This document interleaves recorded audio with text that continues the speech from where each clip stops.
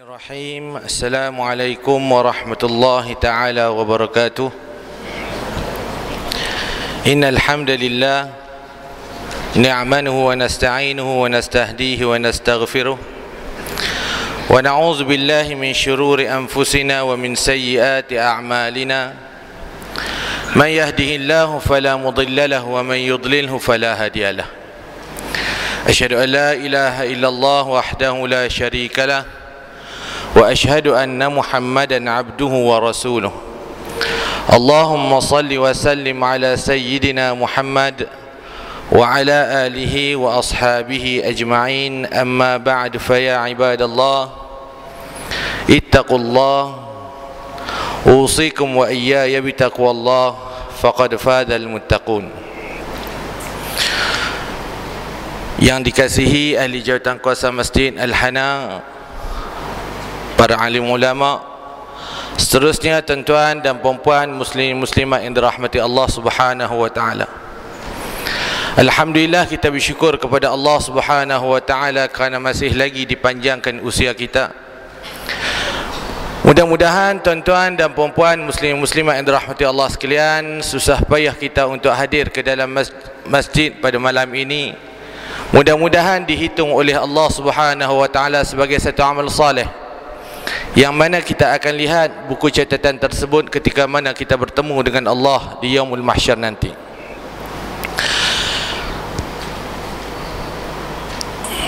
Baik tuan-tuan dan puan-puan sekalian, pada malam ni insya-Allah kita akan adakan satu taklimat berkenaan dengan suatu ajaran yang sedang melanda negara kita pada hari ini, iaitu ajaran Syiah. Baik, sebelum tu tuan-tuan dan puan-puan sekalian, saya mula-mula sekali saya nak minta kepada tuan-tuan dan puan-puan sekalian yang mana dah biasa mengaji dengan ayah saya, kalau dengar saya mengajak ni tak apa nak jelas, saya minta maaf lah, sebab ayah saya dia mengaji lama. Dan yang pernah dengar adik saya Ustaz Usam bersyarah, kalau saya ni slow pada dia, saya minta maaf lah, sebab dia badan besar sikit jadi suara dia banyak, saya ni kecil sikit jadi dia slow sikit. Baik tuan-tuan dan puan-puan, sebelum kita nak mulakan majlis pada malam ni, insya-Allah kita akan buat dua sesi. Sesi yang pertama kita akan terang secara ringkas tentang apa dia itu Syiah, dan sesi yang kedua kita akan buat tayangan video yang mana kita nak tengok apa dia perbezaan kita dengan Syiah. Daripada segi salat dia macam mana, daripada segi wuduk dia macam mana, rukun Islam dia macam mana, dan kita akan ambil beberapa benda lagi berkaitan dengan akidah Syiah. Untuk pengetahuan tuan-tuan dan puan-puan muslim muslimat yang dirahmati Allah sekalian, taklimat ataupun seminar tentang Syiah ni tuan-tuan, kita dah buat pada tahun 2010 lagi. Jabat Mufti dia buat seminar taklimat ajaran Syiah ni pada tahun 2010 lagi.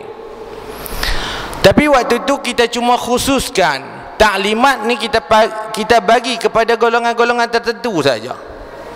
Kita bagi kepada cikgu, kita bagi kepada ustaz-ustaz, kita bagi kepada imam-imam, kita bagi taklimat kepada pegawai-pegawai agama, tok-tok guru, yang tu saja kita fokuskan, dengan harapan taklimat yang diberi akan sampai terus kepada masyarakat, sebab mereka ni lah antara orang yang paling rapat dengan masyarakat. Tapi akhir-akhir ni tuan-tuan, kita tengok gerakan Syiah ni dah semakin melampau, sehingga kan fahaman Syiah ni dah masuk ke kampung-kampung, dah masuk ke sekolah-sekolah, dah masuk ke universiti-universiti. Kalau tuan-tuan nak tahu, di Kedah ni ada 8 pusat penyebaran Syiah. 8 pusat. Yang paling besar kali tuan-tuan di Alok Berhala, Pendang. Eloklah dengan nama tu, Alok Berhala, dengan ajaran Syiah yang paling besar duduk situ. Tok guru dia Abdullah Hasan. Dia ni pernah ditangkap dah dulu ISA kerana menyebarkan ajaran Syiah, tapi dilepaskan balik. Dan lebih kurang 4 ataupun 5 orang cikgu-cikgu yang terlibat dengan Syiah di hutan kampung. Al-Ustaz, sebulan yang lepas kita pi jumpa dengan seorang tok guru kampung. Dia ni duk ajang anak-anak murid, anak-anak kampung mengaji Quran. Ada lebih kurang 30 orang duduk mengaji dengan dia. Dan dia ni juga buka pusat rawatan Islam. Yang boleh bocor tuan-tuan, apabila pihak sekolah telah jumpa seorang budak yang berubah 100%. Antaranya budak ni kita tengok dia ambil wuduk dah tak semacam dah. Dia baca Quran dah tak semacam dah. Dia mengucap pun dah tak sama dengan kita. Seorang guru, ustaz di situ kawan dengan saya. Bila mail kelas tasmik di sekolah rendah, kita ada kelas tasmik apa tak tahu yang untuk Jekof ni. Ustaz terpanggil budak ni, suruh pergi ambil ayat semayang. Mula sekali ramailah pergi ambil ayat semayang. Dia keluar pergi dekat tempat wuduk, dia tengok nak perbetul wuduk anak-anak murid ni. Jadi dia tengok budak ni lain macam sangat. Ambil ayat semayang pun lain sangat lah. Saat lagi kita tengok macam mana Syiah ambil ayat semayang. Dia panggil budak tu. Dia kata, siapa yang ajak ambil ayat semayang macam ni? Dia kata, ada ustaz di kampung kami mengaji Quran, ustaz ajak ambil ayat semayang macam ni. Ustaz kata bukan macam yang kawan-kawan lain duk ambil, itu tak betul. Suruh mengucap, mengucap pun dah berubah tuan-tuan. Jadi benda-benda ni yang menyebabkan kami beberapa orang sahabat kita ambil keputusan kita nak jelajah kampung-kampung. Di sekolah menengah gunung ada seorang ustazah mengajak Syiah di sekolah. Di sekolah Kek Hua, Ustaz, seorang ustazah menyebar ajaran Syiah di sekolah. Tuan-tuan, kita bawa anak pergi hantar pergi sekolah dengan harapan anak kita pergi mengaji di sana selamat, akidah terjaga, perbuatan terkawal. Tapi tuan-tuan, bila pergi di sekolah, ajaran yang diajak bukan macam yang kita nak.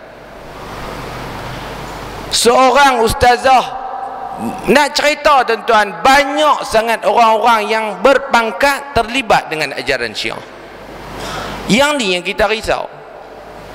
Jadi malam ni tuan-tuan, ada dua benda yang saya nak tunjuk kepada tuan-tuan. Yang pertama, sebelum kita nak cerita pasal Syiah ni tuan-tuan, kita nak minta kita kenal dulu akidah kita. Kita ni ikut siapa? Kadang-kadang kita tak tahu beza apa dia ahli sunnah wal jamaah, apa dia tu mazhab Syafi'i. Kita tak tahu beza. Bila kita tak, orang tanya kita akidah hang ikut siapa? Ikut Imam Syafi'i. Maknanya kita tak tahu perbezaan ahli sunnah wal jamaah dengan mazhab Syafi'i. Yang ni tuan-tuan, ramai sangat orang yang bila terlibat dengan Syiah di sini mereka sangkut dah. Saya jumpa seorang, nak kata pakcik ke abang ke, umur lebih kurang dalam 40-an dah.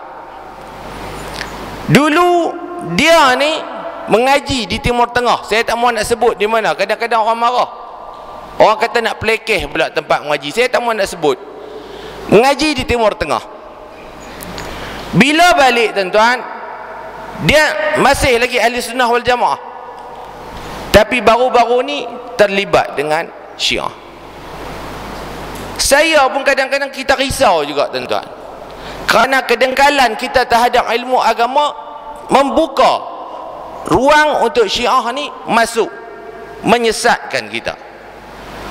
Jadi untuk pangkat awal ni tuan-tuan, kita nak tengok dulu di mana perbezaan di antara ahli sunnah wal jamaah dengan Syiah. Yang ni yang saya nak terang untuk pangkat awal ni tuan-tuan. Baik, untuk pengetahuan tuan-tuan, kita akidah kita mengikut ahli sunnah wal jamaah. Satu lagi bahagian ibadah kita, fiqh kita ikut mazhab Imam Syafi'i. Apa dia tu ahli sunnah wal jamaah? Ahli sunnah wal jamaah ialah satu golongan yang mengikut apa yang dibawa oleh Nabi Muhammad sallallahu alaihi wasallam, ajaran yang dibawa oleh para sahabat Nabi dan ajaran yang dibawa oleh ulama-ulama Islam. Tu kita ahli sunnah wal jamaah. Manakala Syiah pula, mereka mendakwa mereka mengikut Nabi dan mengikut ahli keluarga Nabi. Di sini tuan-tuan, mula-mula sekali Syiah akan ganggu kita. Dia kata, saya nak tanya, abang ikut Nabi dan ikut para sahabat Nabi, mana lebih baik daripada abang ikut Nabi dan ikut ahli keluarga Nabi? Tu taktik mereka pertama tuan-tuan. Dia main, dia nak ganggu akidah kita. Kamu ikut Nabi dan para sahabat Nabi, kami ikut Nabi dan ahli keluarga Nabi. Siapa yang lebih mengenali Nabi? Saya tuan-tuan, kawan-kawan kena macam lain, isteri saya kena macam lain. Orang cerita mai dekat rumah, orang kata, laki hang bagus sungguh. Kami duk makan dengan dia, tak pernah kami boleh bayar, semua dia bayar. Maknanya saya ni pemurah. Tapi balik di rumah tuan-tuan, bini saya kata saya kedekut, hari-hari makan tengkok ayam. Duduk di luar boleh makan roti canai, duduk di rumah makan tengkok ayam. Maknanya siapa yang lebih mengenali kita? Ahli keluarga lebih mengenali kita. Baik, dalam Syiah, ahli keluarga bukan macam takrifan kita. Kita, seorang isteri kahwin dengan kita, dia ahli keluarga kita. Bapa mentua kita ahli keluarga kita, menantu kita ahli keluarga kita. Tapi Syiah tak tuan-tuan. Syiah ahli keluarga Nabi hanya 4 orang. Sayyidina Ali, Sayyidatina Fatimah, Sayyidina Hasan, Sayyidina Husain. Tu ahli keluarga Nabi. Saya pernah tanya seorang kawan, macam mana hampa mentakrifkan ahli keluarga Nabi? Ahli keluarga Nabi yang kami faham, isteri Nabi, mentua Nabi, anak cucu Nabi, itu keluarga Nabi. Tapi hampa buang isteri Nabi. Bukan setakat hampa buang isteri Nabi, tapi hampa maki hamun isteri Nabi. Yang ni tuan-tuan, Syiah yang kita nak bincang hari ini ialah Syiah Imam 12. Syiah dia banyak. Syiah dia terbahagi kepada 300 pok. Tapi yang kita nak bincang malam ni ialah Syiah Imam 12. Cuba tuan-tuan tengok.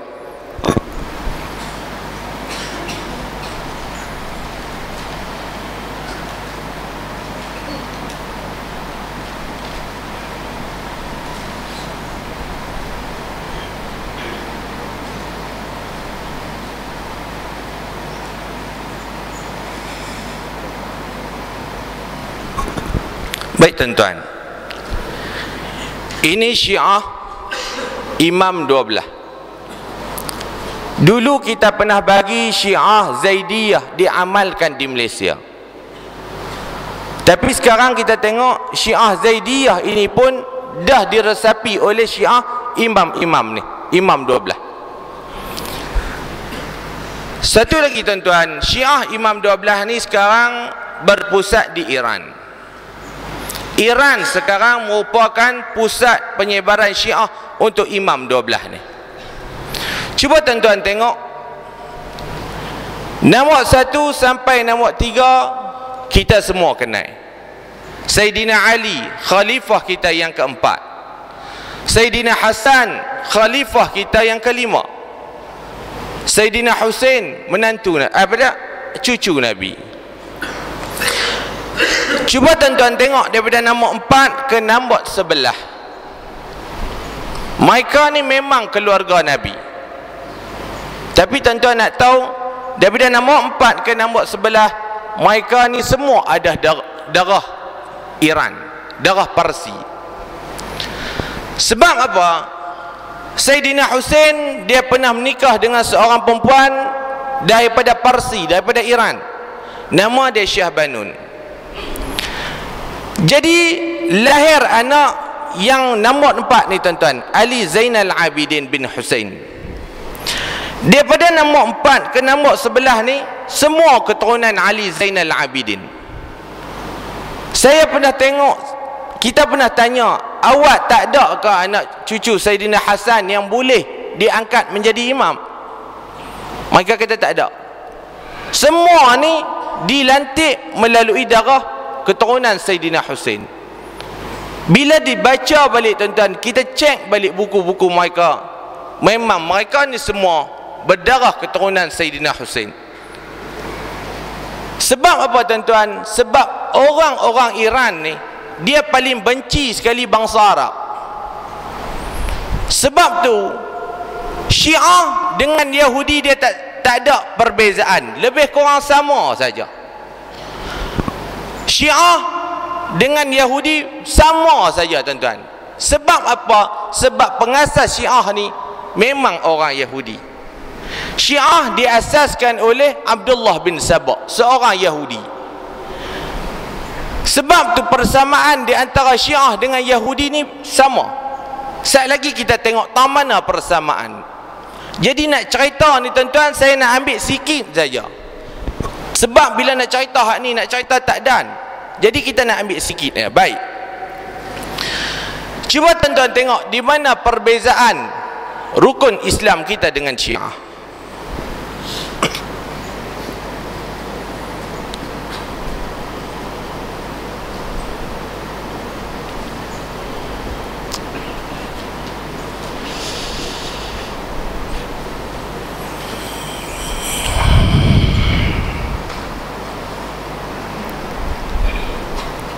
Baik tuan-tuan, ni seorang lelaki, seorang warga orang Melayu yang menjadi pendakwah terbesar Syiah di Malaysia sekarang.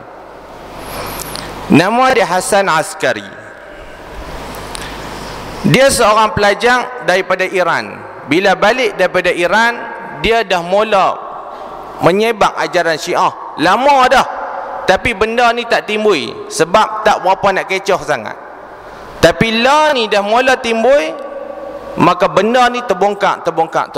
Baik, apa dia kata Hasan Askari? Walaupun punya Islam ada khamsah. Islam berdiri ke atas 5 perkara. As-salat, was-zakat, wal-hajj, was-sawm, wa akhiruhu wa ahammu minhu al-wilayah. Islam itu terbina kepada 5. Baik tuan-tuan, rukun Islam kita yang pertama mengucap, yang kedua solat, yang ketiga puasa, yang keempat zakat, yang kelima haji. Tapi Syiah tak. Rukun Islam yang pertama bagi mereka solat, yang kedua zakat, yang ketiga haji, yang keempat puasa, dan yang terakhir ni tuan-tuan, ni yang paling penting sekali dalam Syiah, iaitu wilayah. Apa makna wilayah? Kita kena taat kepada 12 orang imam tak sah. Kita kena kenal 12 orang imam tak sah. Kita kena taat kepada 12 orang imam tak sah. Dan kita kena percaya 12 orang imam ni dilantik oleh Allah Subhanahu wa taala. Kita kena yakin bahawa 12 orang imam ni dilantik secara langsung oleh Allah Subhanahu wa taala. Kalau kita tengok buku-buku Syiah tuan-tuan, kita percaya bahawa Allah angkat Isra'kan Nabi sekali saja. Tapi bagi Syiah, Allah diangkat Nabi Muhammad sallallahu alaihi wasallam, Isra' dan Mi'rajkan Nabi sebanyak 120 kali. Tiap-tiap kali Allah angkat Nabi, Allah pesan Muhammad, hang kena lantik Saidina Ali jadi pemerintah selepas hang wafat. Tapi tak ada tuan-tuan, Nabi tak pernah sebut Ali hang akan jadi pemerintah lepas aku wafat. Tak ada. Kadang-kadang bila kita baca macam ni tuan-tuan, Kita boleh tanya pula Syiah, awak Nabi lupa ke nak lantik Saidina Ali?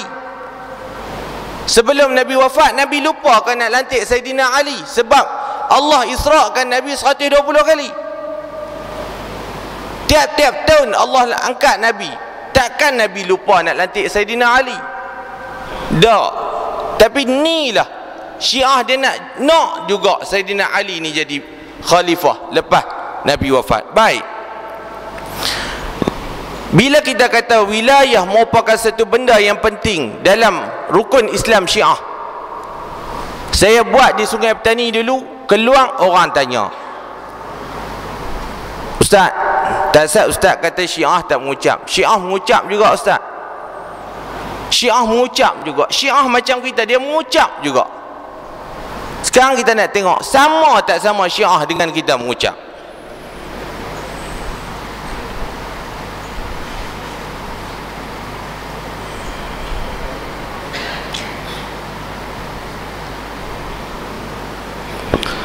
Baik tuan-tuan,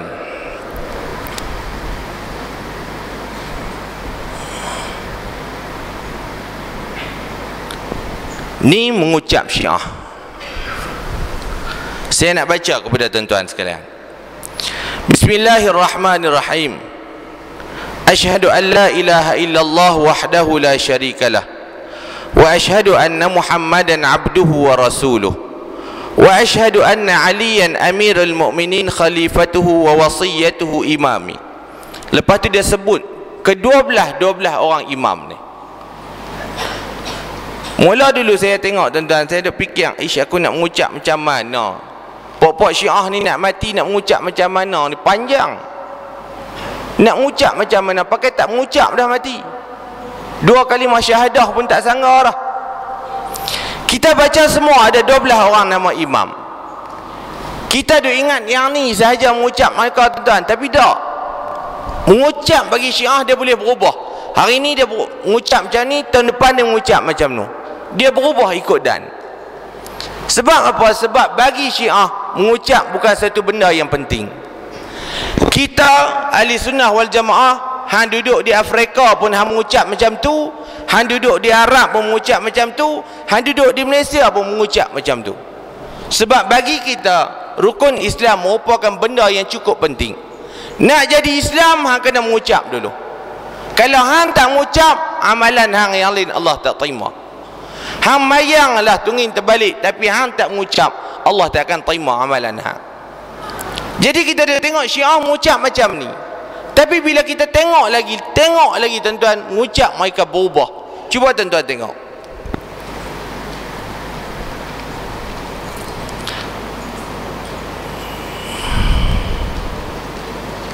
أشهد أن أبا بكر وحفصة الشهادة والعذاب بأن أشهد أن لا إله إلا الله أشهد أن لا إله إلا الله وحده لا شريك له وحده لا شريك له لا شبيه له ولا نظير لا شبيه. Yang ni tak ada pun tuan-tuan, tak. Dia tambah. أشهد أن محمدا رسول الله أشهد أن محمدا رسول الله صلى الله عليه وآله وأشهد أنه سيد الأنبياء وأشهد أنه سيد الأنبياء. Yang ni pun tak ada tuan-tuan, dia tambah. وخير الخلق أجمعين. Tak sah, tak ada pun. Tapi hak ni dia tambah. وأشهد Baik, nama Saidina Ali ada. أشهد أن أمير المؤمنين عليا ولي الله ولي الله صلوات الله وسلامه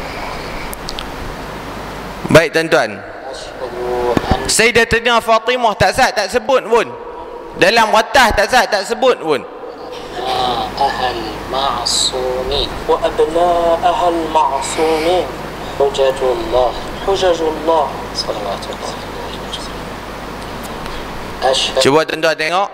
أبا بكر وعمر أشهد أن أبا بكر وعمر وعثمان وعثمان وعائشة وحفصة وعائشة وحفصة في النار. Baik tuan-tuan, tak sah. Cuba tuan-tuan tengok Saidina Abu Bakar dengan Nabi siapa dia tuan-tuan? pak mentua Nabi. Nabi menikah dengan anak Sayyidina Abu Bakar. Siapa dia? Sayyidatina Aisyah. Tadi saya kata tuan-tuan, isteri masuklah dalam keluarga Nabi. Kalau kita yang bayang ahli bait, kita terima isteri Nabi jadi ahli keluarga Nabi. Secara tak langsung Sayyidina Abu Bakar Al-Khattab keluarga Nabi. Sayyidina Umar, siapa dia tuan-tuan? Pak mentua Nabi juga. Anaknya Sayyidatina Hafsah menikah dengan Nabi. Baik, cuba tuan-tuan tengok Sayyidina Osman. Siapa dia tuan-tuan? Menantu Nabi. Dia menikah 2 orang anak Nabi. Takkan dia tak jadi ahli keluarga Nabi? Jadi. Tapi sebab apa Syiah cukup benci dengan mereka ni tuan-tuan? Ada sebab. Tahun 2011, kalau tuan-tuan kenal lah, Syekh Jibril. Syekh Jibril ni dia imam besar di Mekah. Kalau kita tengok waktu dalam TV 10 Ramadan terakhir, dia akan jadi imam. Tahun 2011 pemimpin Hizbullah, ayat apa dia, Hasan Nasrullah dengan kawan-kawan dia pergi ke Mekah. Bila sampai di Mekah, mereka pergi ke Madinah. Di Madinah tuan-tuan, mereka dibawa untuk melawat makam Rasulullah. Dekat makam Rasulullah, dia ada makam Sayyidina Abu Bakar, dia ada makam Sayyidina Umar. Sampai di makam makam Nabi, dia teriak tak sangka, peluk dengan tiang, merong tentang tu. Sebab apa? Sebab sedih. Habis dia merong tuan-tuan, dia pergi sebelah ke makam Sayyidina Abu Bakar. Di makam Sayyidina Abu Bakar ada lubang. Kalau kita tengok tu boleh nampak ke dalam ada lubang. Dia suar mulut, dia ludah terus. Syekh Jibril duduk belakang sengap, duduk tengok, tak ada kata apa. Pi sebelah lagi, tengok makam Sayyidina Umar ada lubang juga. Dia suar mulut, dia ludah.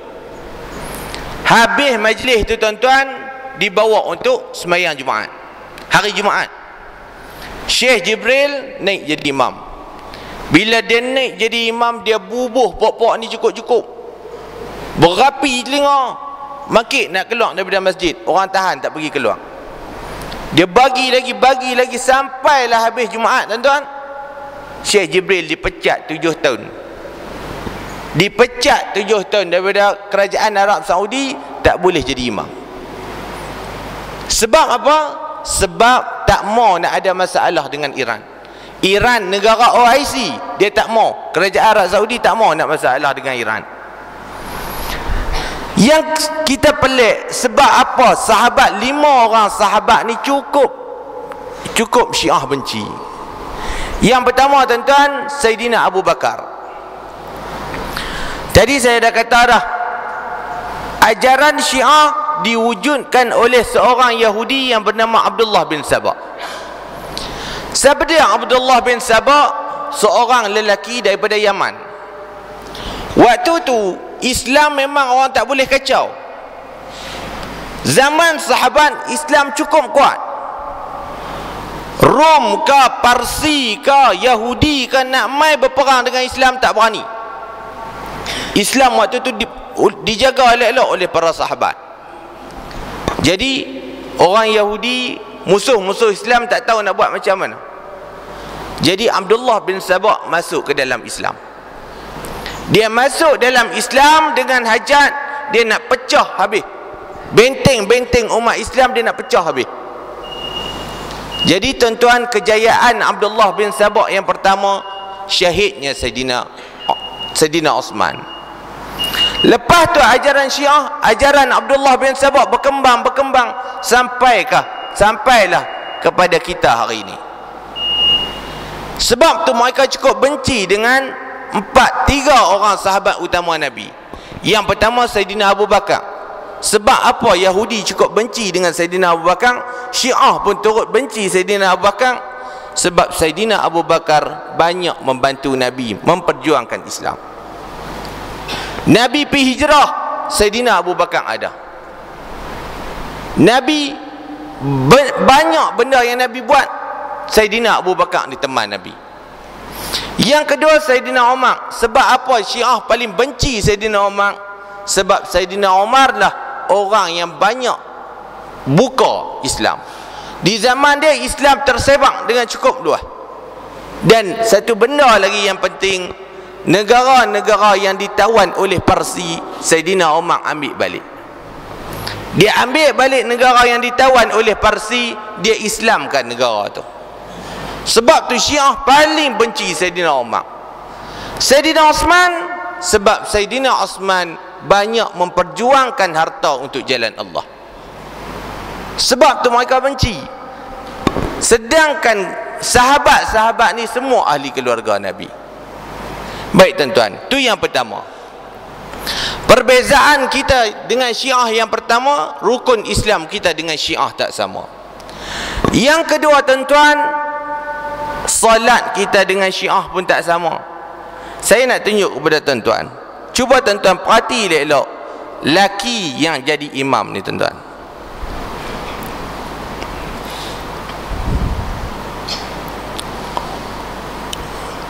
Ni pembukaan markah Syiah, nama dia Hauzah. Pembukaan markah Syiah di Kelang. Kita tak payah tengok lah tuan-tuan anak ni. Dia pergi tunjuk dapak jamban, bukan dapak pun.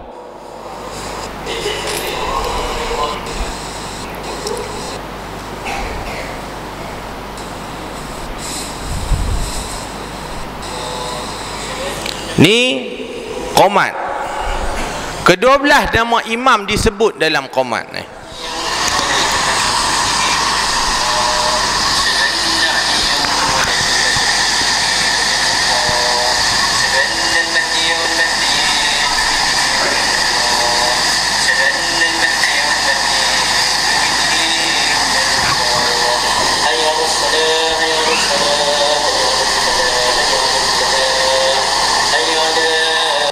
Bisa tuan-tuan?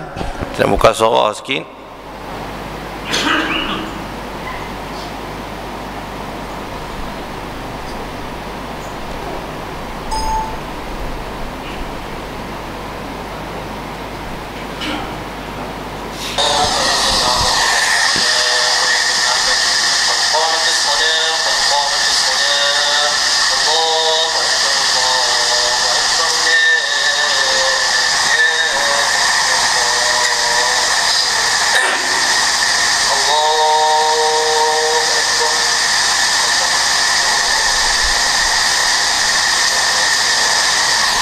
Tengok sekali lagi tuan-tuan.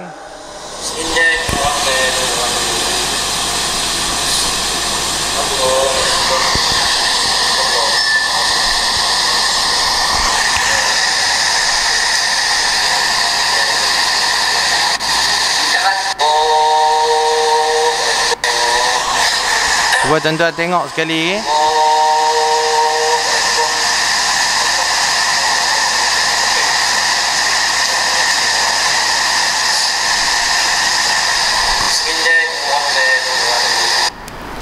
Baik tuan-tuan, cuba tuan-tuan tengok imam ni. Saya nak cerita kepada tuan-tuan. Imam ni, bini dia seorang pensyarah. Nama dia Isyraq. Markah ni tuan-tuan dibuka di Kelang. Tapi orang yang jadi imam tok guru ni tuan-tuan, orang Jitra, Taman Tengku Sarina. Di Jitra dia buka satu lagi markah. Tapi depan tu perniagaan, belakang tu baru markah mereka. Bini dia ni tuan-tuan, bila dah memang dah confirm suami dia ni Syiah, jadi dia nak penyelesaian. Dia nak tahu macam mana status perhubungan dengan dia dengan suami dia. Pernikahan ni sah ke tak sah lagi. Jadi dia pergi pejabat mufti nakkan fatwa. Jadi pejabat mufti kata kita kena perlu mesyuarat dulu ahli jawatan kuasa. Tak boleh nak bagi fatwa lagi. Duk esok tuan-tuan, sahabat kita pi di rumah dia. Bila pi di rumah, kita duk ingatkan mereka ni Syiah macam yang kita tengok tak sah Imam 12. Rupa-rupanya Syiah baru pula dah. Baru buka pula Syiah ni. Nama dia Syiah Ansar Al-Mahdi, pembantu-pembantu Imam Mahdi.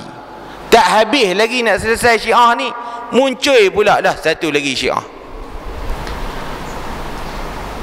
Mereka ni geng-geng Ansar Mahdi ni dengan Syiah Imam 12 tak boleh berkawan. Hang maki aku maki hang dalam Facebook tak sangga. Pok ni kata pok nu kapiak, pok nu kata pok ni kapiak. Dalam Facebook mereka dia berkelahi tak sangga. Bila pergi rumah tuan-tuan, kita tengok pok-pok ni lebih bahaya daripada pok-pok Syiah Imam 12. Bahaya sebab apa? Sebab gerakan mereka ni lebih hebat daripada gerakan Syiah 12. Dengan buat flyers, dengan buat buku terjemah, duk tunggu nak edang tuan-tuan. Dan dia ni pula bekas pelajar UIA, budak UIA. Dan gaji dia ni tak ada kerja apa, kerja terjemah buku lah. Gaji dia tuan-tuan beribu orang bagi. Ni Muhammad Ishraq, bini dia lah jadi masalah. Nak duduk tak duduk, nak duduk tak duduk. Sebab baca dalam kitab yang mana kahwin dengan Syiah confirm pernikahan terbatal. Kalau Syiah sembelih lembu, kita tak boleh makan. Kalau pok tu mati, kita tak boleh pergi semayang. Sat lagi kita tengok. Tapi yang masalah jawatan kuasa fatwa, pejabat mufti tak boleh nak bagi keputusan tuan-tuan, sebab kita tersangkut dengan undang-undang negara. Saya nak cerita tuan-tuan. Sebab apa kita tak hukum Syiah ni dalam, kita tak gazetkan mereka ni kapiak? Sebab kalau mereka ni kapiak tuan-tuan, kita akan jadi masalah. Masalah kat mana? Masalah kita nak dakwa mereka. Kita negara demokrasi, kita ada dua mahkamah. Yang pertama mahkamah syariah, yang kedua mahkamah sivil. Kalaulah kita kata mereka ni kapiak, kita tak boleh tangkap mereka bawah mahkamah syariah tuan-tuan. Kita kena bawa mereka ke mahkamah sivil. Bila pi mahkamah sivil, kita tak tahu siapa yang nak jadi hakim. Melayu ke, India ke, Cina ke, kita tak tahu.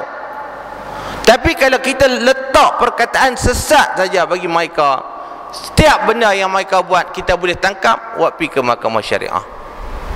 Kalau buat pi mahkamah sivil tuan-tuan, kena acung ke jadi hakim, larat nak berdebat, peguam yang arif, mereka ni akidah mereka menyalahi ahli sunnah wal jamaah. Acung tu tak faham tuan-tuan.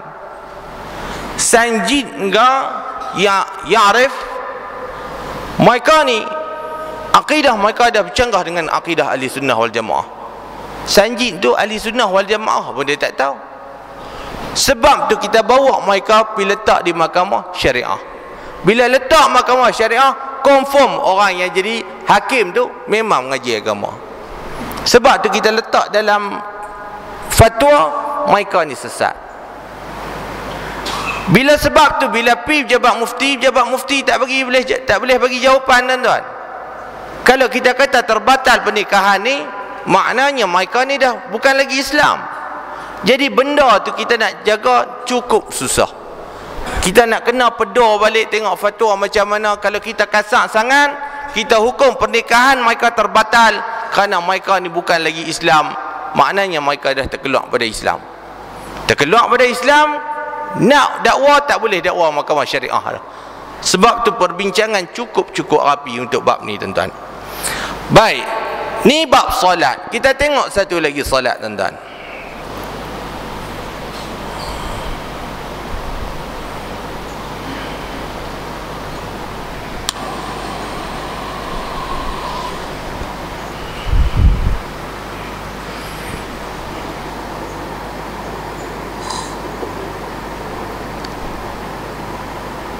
Cuba tuan-tuan tengok dekat tangan dia.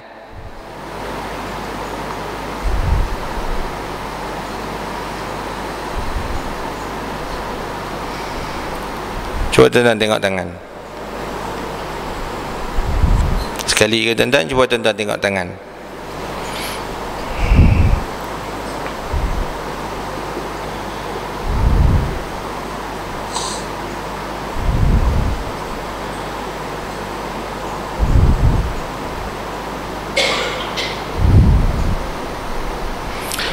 Baik, kita nak tengok macam mana mereka bagi salam pula semayang.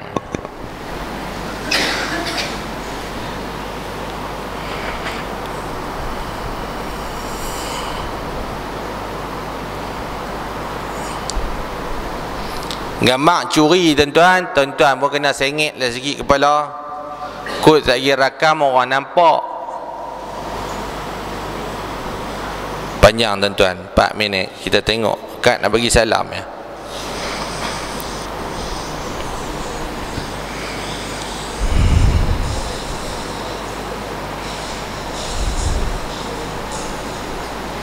Sengit bila kepala tuan-tuan, tengok sat. Paklong-paklong pun sengit biar sagi balik terus maklong tolong picit.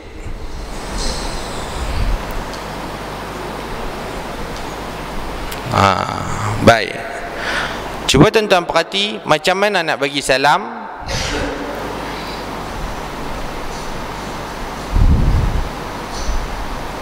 Okey.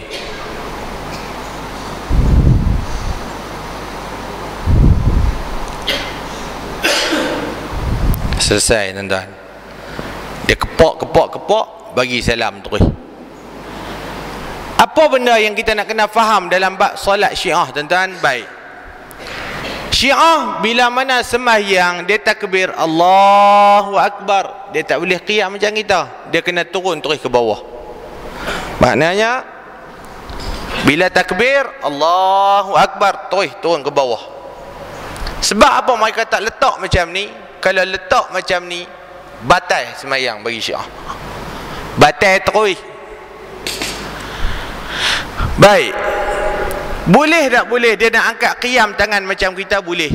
Kalau dia sembahyang dengan orang ahli sunnah wal jamaah. Contoh, dia balik pergi rumah mentua dia ahli sunnah wal jamaah, dia boleh letak tangan macam ni.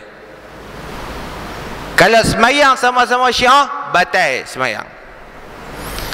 Yang kedua, bila dah habis baca Fatihah, tak boleh sebut amin. Sebut amin batal sembahyang. Boleh tak boleh sebut? Boleh kalau balik sembahyang nampak mentua tak? Yang ketiga, Syiah punya sembahyang kita 5 waktu. Subuh, Zuhur, Asar, Maghrib, Isya. Syiah saja 3 waktu. Subuh sekali, Maghrib, Isya, subuh sekali, Zuhur, Asar sekali, Maghrib, Isya sekali. Dia jamak terus.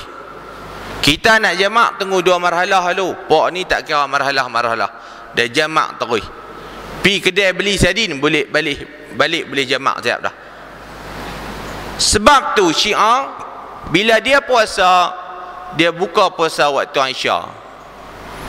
Kita sama-sama tu imam ketuk mic ya, pegang gelas siap dah. Maghrib dia ada Isya tak lagi. Dia melewatkan apa dia? Buka puasa sebab sembahyang dia pun waktu tu.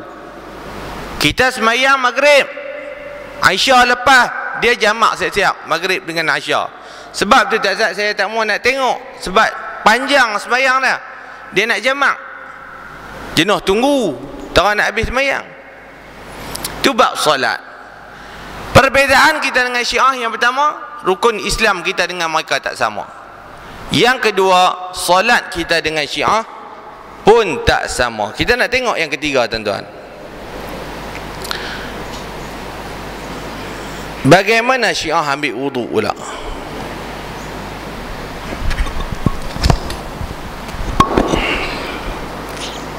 Kaifiyatul wudu. غسل الوجه من منبت الشعر إلى أسفل الذقن. Ni yang pertama tuan-tuan. Tengok dia ambil ayat baru untuk sapu muka. على الوجه ونمسحه من الأعلى إلى الأسفل ونمسح الأماكن التي لم يصلها الماء مثلا ما بين العينين وأطراف الوجه. Itu yang pertama, basuh muka. من المرفق إلى أطراف الأصابع نأخذ غرفة من الماء باليد اليسرى ثم نصب الماء من فوق المرفق بقليل ونتأكد من مسحها من جميع الاتجاهات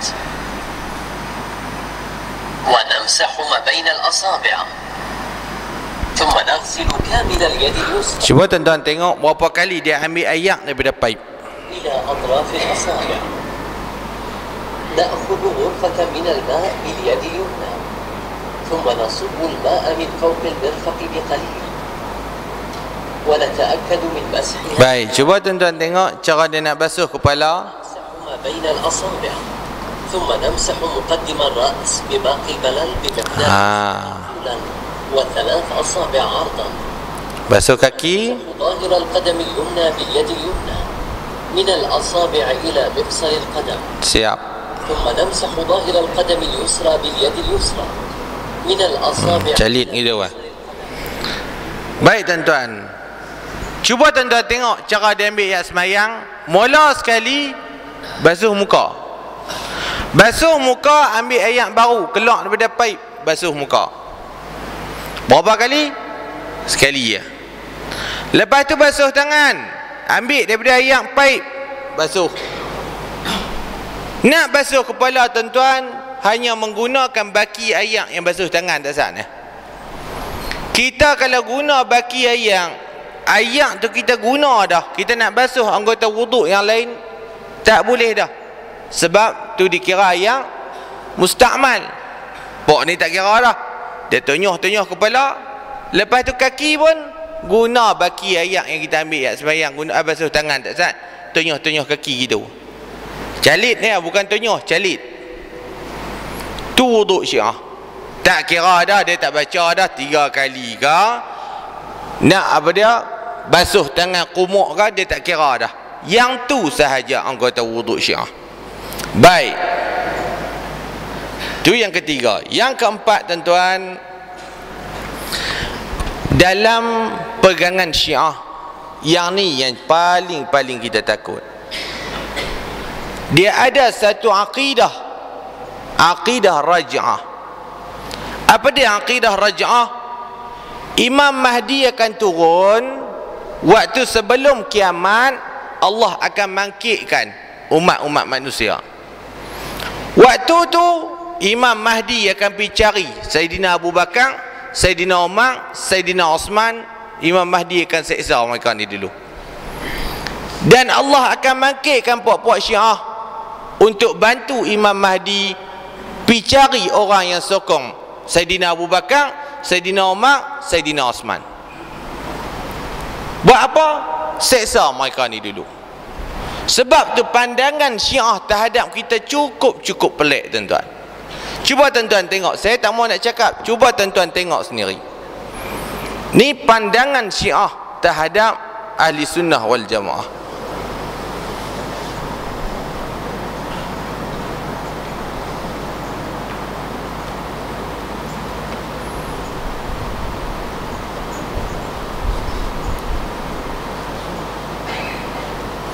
Baik tuan-tuan, ni Yasir Habib, ulama muda Syiah sekarang. Al-Ayyash meriwayatkan bahawa Ja'far bin Muhammad As-Sadiq berkata, tiada yang baru lahir sedang dihantar tanpa kehadiran iblis.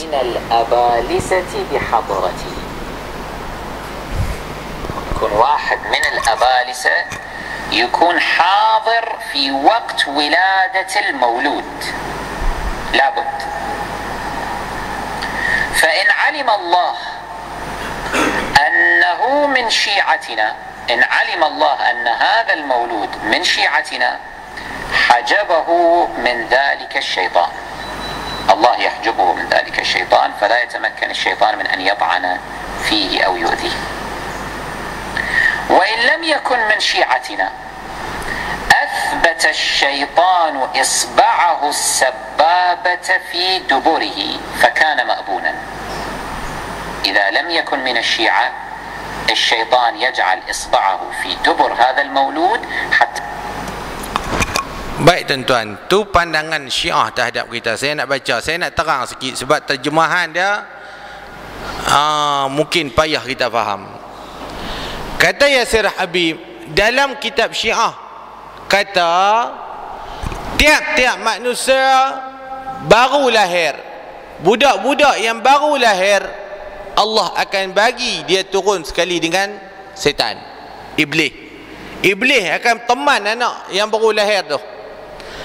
Tapi kalaulah bayi yang baru lahir itu merupakan orang Syiah, iblis tak akan duduk, iblis lari terus. Tapi kalau yang baru lahir tu ahli sunnah wal jamaah, setan akan ikut dia. Bila dah lahir, setan akan jolok punggung kalau budak tu laki, supaya besar nanti dia akan jadi orang yang gay, gila, laki, suka laki sama laki.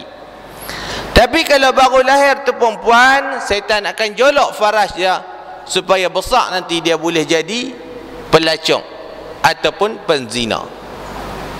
Itu satu, tuan-tuan. Dan gelaran Syiah kepada kita ahli sunnah wal jamaah, mereka gelar kita sebagai nasibi. Apa dia nasibi? Orang yang paling teruk daripada anjing, makhluk Allah yang paling teruk daripada babi, dan makhluk Allah yang dijadikan semuanya anak haram, tuan-tuan. Sebab tu benar ni, tuan-tuan, mereka gelak kita sehingga akan di Iraq. Kalau kita pergi minum di rumah mereka, tuan-tuan, lepas jamu kita elok, duduk layan kita semua, tuang air minum.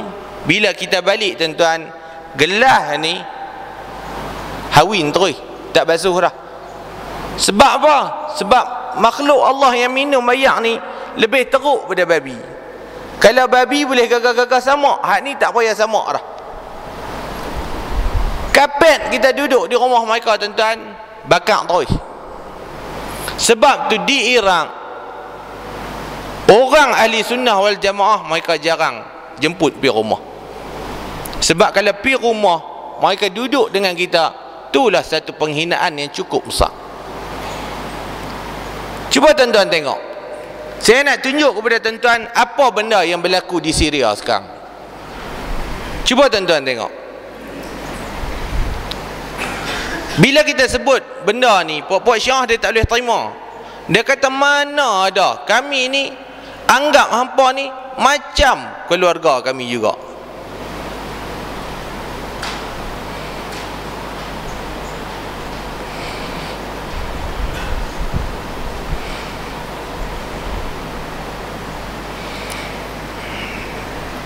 Cuba tuan-tuan baca. Daripada Daud bin Firqad katanya, aku bertanya kepada Abu Abdullah alaihi salam, apakah hukumnya membunuh an-nasibi? Siapa dia nasibi? Kita ahli sunnah wal jamaah. Makhluk dia gelak kita sebagai nasibi, maknanya lebih teruk daripada anjing, lebih teruk daripada babi, lebih teruk daripada iblis. Itu nasibi. Jawabnya, halal darahnya, tapi aku ingatkan engkau, jika dapat engkau hempapkan dinding atasnya atau engkau lemaskannya di dalam air, maka lakukanlah supaya tidak dilihat oleh orang lain. Aku bertanya lagi, apa pendapatmu tentang hartanya? Jawabnya, binasakanlah apa saja yang engkau dapat lakukan. Sebab tu tuan-tuan, benda yang berlaku di Iraq, benda yang berlaku di Syria, benda ni bukan sebab politik, tapi sebab akidah. Akidah yang membolehkan kita bunuh sesama manusia. Kita ahli sunnah wal jamaah, kita percaya Islam didik kita supaya berkasih sayang. Tapi Syiah, tuan-tuan, dia wujud atas dasar kebencian. Bencinya Abdullah bin Sabah kepada umat Islam, sehingga akan dia sanggup masuk ke dalam Islam untuk pecahkan benteng umat Islam. Sebab tu Yahudi benci kepada umat Islam, Syiah benci kepada ahli sunnah wal jamaah. Sama tentang persamaan dia. Dia wujud atas dasar kebencian. Sebab tu fatwa-fatwa macam ni boleh dikeluarkan. Imam Khomeini ketika mana Iran berjaya tawan revolusi Iran pada tahun 1979. Apa ucapan Imam Khomeini? Sekarang lakukanlah benda yang disuruh oleh agama kamu. Rampas harta mereka, berikan kepada kami 1/5. Bunuh mereka sebaik-baiknya bila orang tak nampak. Sebab tu di Iraq tuan-tuan, Saddam Hussein bunuh dulu popok Kurdish. Sebab apa? Sebab popok Kurdish ni banyak Syiah. Kalau biar mereka ni, mereka akan bunuh kita. Sebab tu negara, sesuatu negara yang ada Syiah, semua akan berakhir dengan peperangan. Sekarang kita nak tengok apa yang berlaku di Syria tuan-tuan. Sebab tu banyak orang duk tanya, Ustaz, tak bolehkah kita nak bagi Syiah dengan Ahli Sunnah bersatu? Tak mungkin tuan-tuan. Kita duduk jalan di depan, orang belakang ada niat nak bunuh kita. Kita tinggal rumah sebelah, harta kita boleh untuk dia curi, halal pula tu. Kita tinggal motor di luar, lah ni apa dia, tara tak jadi Syiah pun hilang, tambah jadi Syiah, halal pula tu. Sekeram tinggal hilang, tambah kalau ada Syiah, halal curi sekerat orang. Tu masalah tuan-tuan. Baik, saya nak tunjuk kepada tuan-tuan apa yang berlaku di Syria. Video ni tuan-tuan, orang Syiah mai bagi sendiri di pejabat mufti. Tapi sekarang kita tengok ada dah dalam internet pun. Dia mai bagi di pejabat mufti tuan-tuan. Dia kata, tolonglah Datuk, tolonglah cerita benda ni kepada masyarakat. Bagi rasa apa yang kami rasa. Bagi tahu apa yang kami rasa sekarang di Syria. Untuk pengetahuan tuan-tuan, di Syria Syiah tak banyak. Kalau ada 10 juta, Syiah baru ada 2 juta. Tak ramai.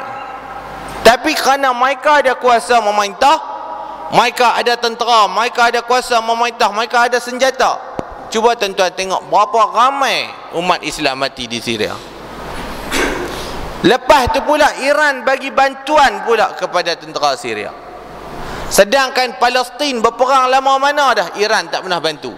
Tapi perang di Syria, Iran mai hantar tenteranya untuk duduk di Syria. Malah kerajaan Syria pula bagi kerakyatan kepada orang-orang Iran. Sebab apa? Sebab mereka satu. Mereka sama-sama Syiah. Yang tu ya tuan-tuan. Dan yang kita paling takut kalau Amerika campur tangan. Kalau Amerika campur tangan, benda yang sama berlaku di Iraq dulu tuan-tuan. Target, okey, di Langkawi ni ada popok Syiah, serang tak ada pun, popok Syiah duduk di Perlis. Berapa ramai orang mati tuan-tuan. Kita jumpa mereka di sana, tembak pula, berapa ramai umat Islam akan terkorban. Apa yang berlaku di Iraq? Apabila selesai peperangan, Amerika hadiahkan Iraq kepada popok Syiah. Macam tu juga dengan Syria. Kalaulah Amerika serang Syria, habis peperangan, Amerika akan hadiahkan Syria kepada Syiah. Dan yang sedang melanda di Mesir pula tuan-tuan. Benda ni dicerita sendiri oleh pensyarah insaniah, mai ceramah di rumah dulu.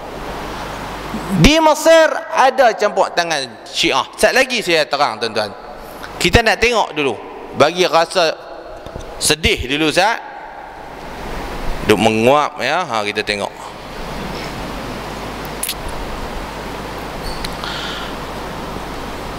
Yang mana ada darah tinggi, jangan tengok. Yang ada jantung, pejam mata.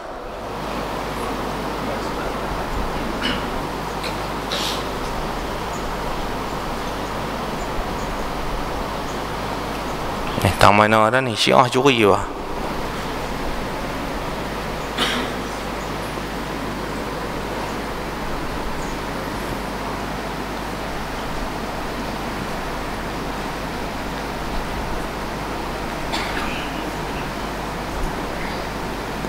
Baik tuan-tuan, cuba tuan-tuan tengok yang ni dulu.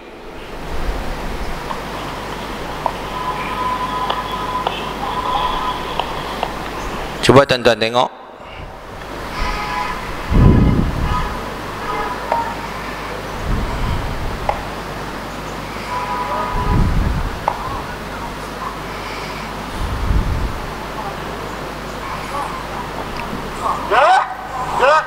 Ni tentera yang tarik dengan kereta tuan-tuan.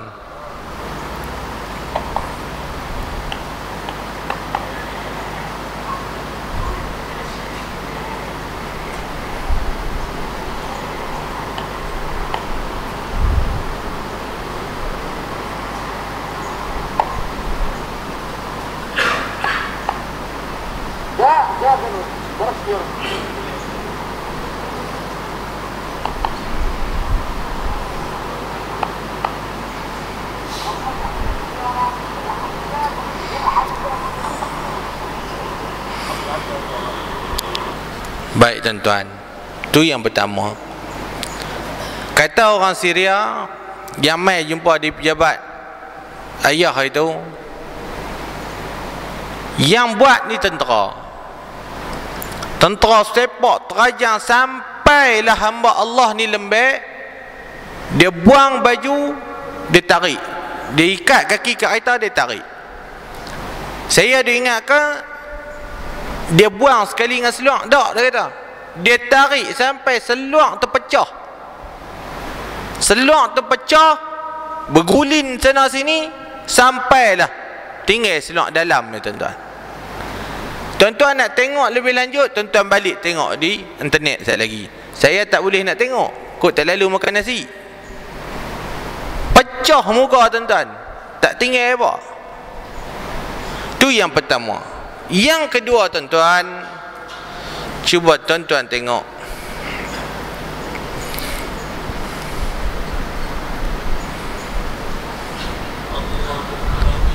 Dia ni tuan-tuan, orang budak-budak tengah nak main bola. Bila main-main bola, ada seorang hamba Allah lalu. Lepas balin sepak terajang hamba Allah tu, bukan ada sebab, cuma satu benda saja. Budak tu nama macam dengan Saidina Umar. Kerana nama dia Umar, lepas seksa kawan ni. Cuba tuan-tuan tengok.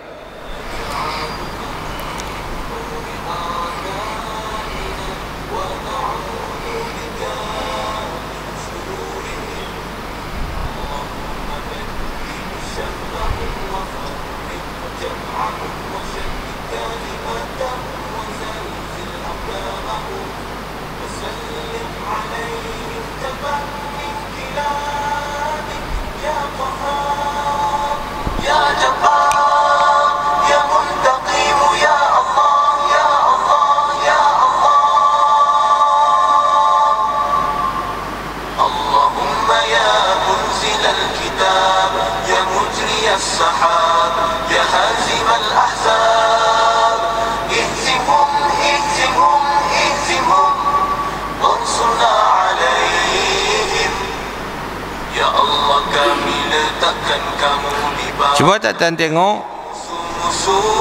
apa jadi kepada Umar ni tuan-tuan. Kesudahan dia apa? Tuan-tuan tengok, senapang ada tapi dia takkan guna. Seksa tu lebih berpahala bagi mereka. Cuba tuan-tuan tengok kesudahan apa yang berlaku. Dia bakar terus tuan-tuan, bakar terus. Duk main bola elok-elok tak sat noh.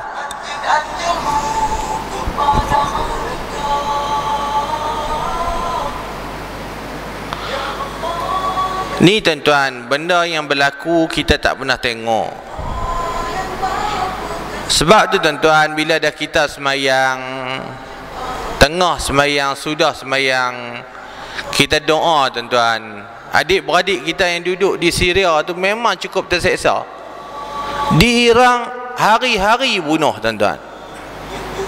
Di Iran tinggal berapa peratus lagi umat Islam yang ahli sunnah wal jamaah. Tak berani tuan-tuan nak jadi ahli sunnah wal jamaah, tak berani. Sebab apa? Sebab ni, bila mereka dah berkuasa, mereka ada kuasa, itulah akan berlaku tuan-tuan. Baik, kita tengok satu lagi.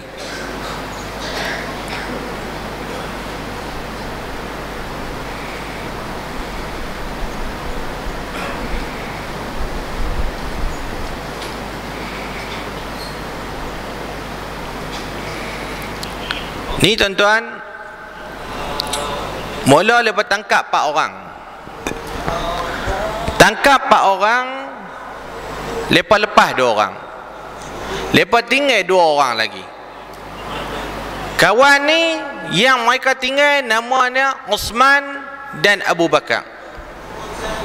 Yang lepas wallahu alam nama apa, tapi dia tinggal 2 orang yang nama macam dengan nama sahabat Nabi.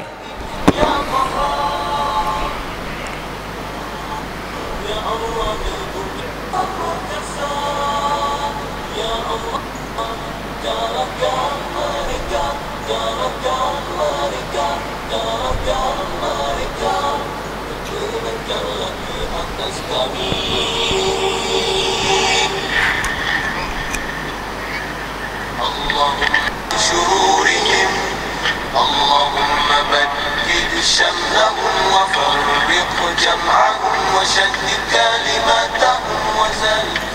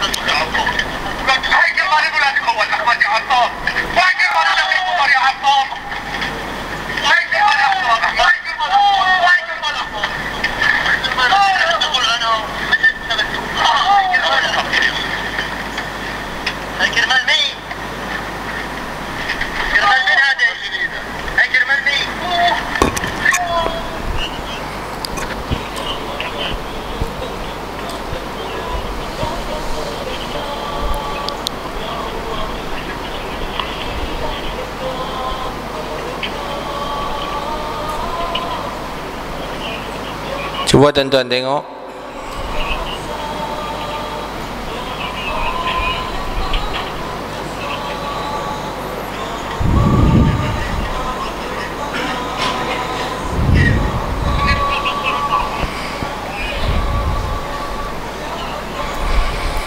Baik tuan-tuan. Dan satu benda lagi yang saya nak tunjuk tuan-tuan. Kalau tuan-tuan nak tahu, di Syria sekarang, Syiah di Syria, mereka tak mengaku bahawa tiada Tuhan melainkan Allah. Tak. Bagi mereka tiada Tuhan melainkan Bashar. Bashar Assad tu dianggap sebagai Allah. Dan tiap-tiap hari tuan-tuan, orang Syiah ni akan tangkap orang Islam, suruh mengucap macam mereka. Kalau tak mengucap macam mereka, dia sepak, dia terajang, dibunuh dan sebagainya. Ada seorang tentera ni tuan-tuan, ditangkap oleh pok-pok Bashar Assad.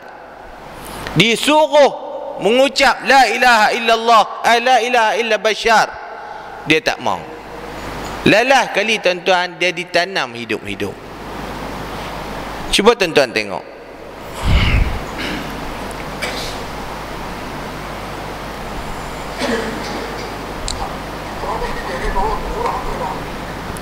Cuba tuan-tuan tengok. ما تصور فيها يا حيوان. انا كلام على الجزيري مع العربيه وين هو يا سيدي؟ ما يعطوك مصاري ولا حيوان سيدي. Dia gelak, kita sebut kita haiwan najis gitu tuan-tuan. نلقير يا حيوان. نلقير هالكلب هذا. بعدوا ليك علينا هالحيوان هذا. نلقير يا حيوان. مري انا شوف مروا. انا بلدي حيوان. مروا لهالحيوان. يا الله ما انا بلدي حيوان. يا الله. أشهد أن لا إله إلا الله ولا إله إلا بشر ولا حيوان. Tuan tengok dia kata apa tuan? Qul la ilaha illa Bashar ya haiwan. Kata tiada Tuhan melainkan Bashar. Kawan ni dia sebut tak la ilaha illallah. Dia kata tak. Qul la ilaha illa Bashar ya haiwan. Sebut tiada Tuhan melainkan Bashar ya haiwan. Ni tuan-tuan, benda yang kita nak kena tahu. Tapi bila kita tunjuk benda ni kepada pok-pok Syiah, Syiah boleh membunuh kita, Syiah boleh. Mereka tak percaya, tuan-tuan. Di Malaysia taubat lepas tak akan percaya. Lepas kata dah, ahli sunnah dengan kami ni macam adik-beradik. Kita sama-sama Islam. Sama-sama Islam, tapi hampa dalam buku hampa, dalam akidah hampa, ahli sunnah wal jamaah lebih teruk daripada anjing dan babi. Kadang lepas duk guna ayat satu, ya tuan-tuan, kita kena bersatu. Tak bersatu, musuh-musuh Islam cukup seronok bila kita berpecah. Yusuf Qaradawi, tuan-tuan, pernah buat. Dia pergi kumpul pok-pok pembesar Syiah, kumpul ulama-ulama ahli sunnah wal jamaah untuk buat takrib bainal madhahib, buat pendekatan, perpaduan di antara mazhab-mazhab ni. Tapi apa yang berlaku lah kali, tuan-tuan, Yusuf Qaradawi kata tak boleh. Dengan pok ni tak boleh nak buat. Sedangkan dulu ulama-ulama dulu pernah dah nak menyatukan ahli sunnah wal jamaah dengan Syiah, tapi tak kesudahan dah. Tak boleh sampai sudah. Sebab apa? Sebab akidah mereka dengan kita berbeza. Kita ada Al-Quran, Syiah ada Al-Quran mereka. Kita ada kitab hadis, mereka ada kitab hadis mereka. Tak boleh nak bersatu, tuan-tuan, sebab pegangan kita dengan mereka tak sama. Mereka pula ada suatu akidah yang nak membolehkan mereka bunuh kita. Tak boleh, tuan-tuan. Mereka dah guna ayat tu. Apa masalah ahli sunnah ngawal jamaah dengan Syiah bersatu? Tak boleh. Akidah hampa tak sama, solat hampa dengan kami tak sama, rukun Islam dengan hampa dengan kami tak sama. Tak boleh, tuan-tuan. Baik, seterusnya, tuan-tuan, Syiah ni, tuan-tuan nak kena tahu, dia ada satu perayaan dia, tuan-tuan. Pada tiap-tiap 10 Muharram, mereka ada satu perayaan, dipanggil sebagai Hari Ashura.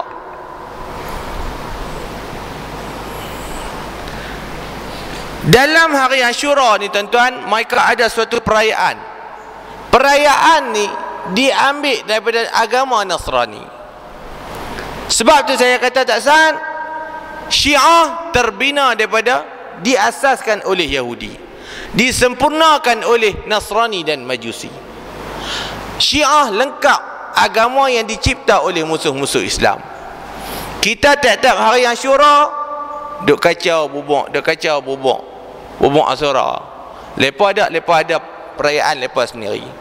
Cuba tuan-tuan tengok.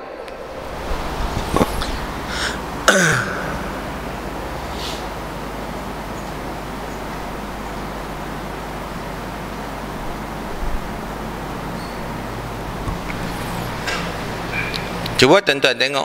Hak ni telah diedit dalam bahasa Melayu.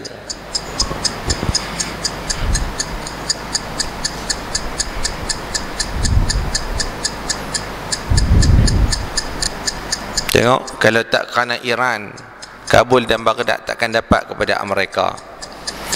Iman seseorang Syiah tidak sempurna, ni kata Khomeini ni, kecuali setelah berbeza dengan ahli sunnah. Apabila seorang ahli sunnah bersemangat mengamalkan ibadah, maka dia telah semangat mengamalkan kebatilan.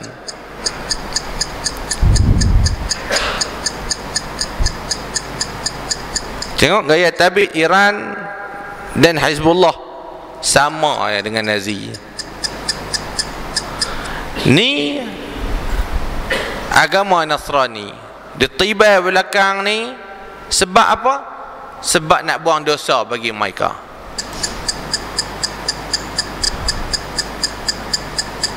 Cuba tuan-tuan tengok Syiah pula.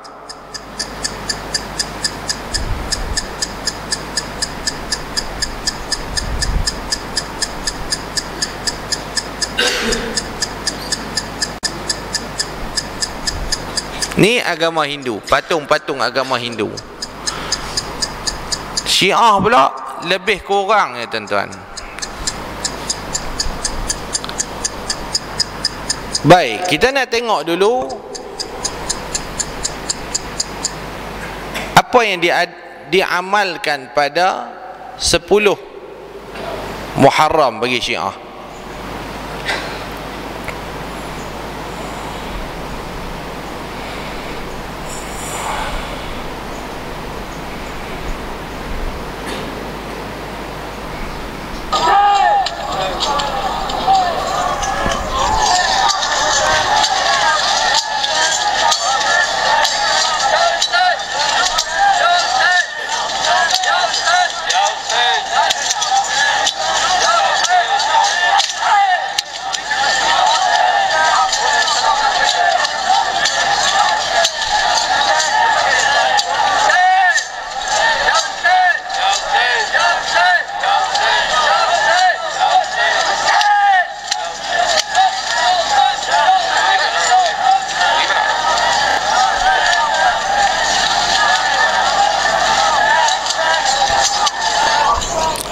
Orang Malaysia tak sampai tahap ini tuan-tuan, sebab tak boleh buat secara terbuka. Jadi lepas sewa dewan, lepas buat perayaan kecil-kecilan, dia tak boleh nak buat macam ni lagi, sebab mereka terlampau sikit. Baik, cuba kita tengok satu lagi tuan-tuan. Panjang ni kalau nak tengok semua. Yang ni tuan-tuan di Pakistan. Yang ni darah tinggi, tak tahu dah tengok kan.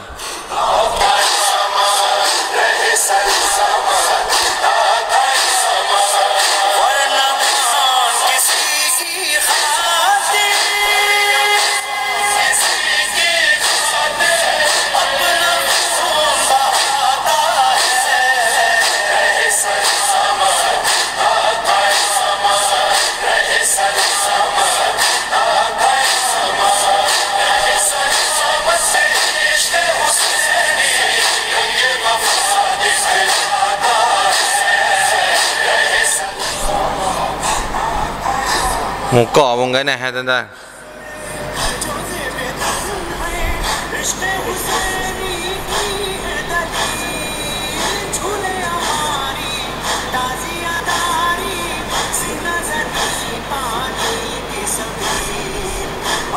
Cuba tuan-tuan tengok belakang. Lebih kurang kata puru lah, berlubang badan.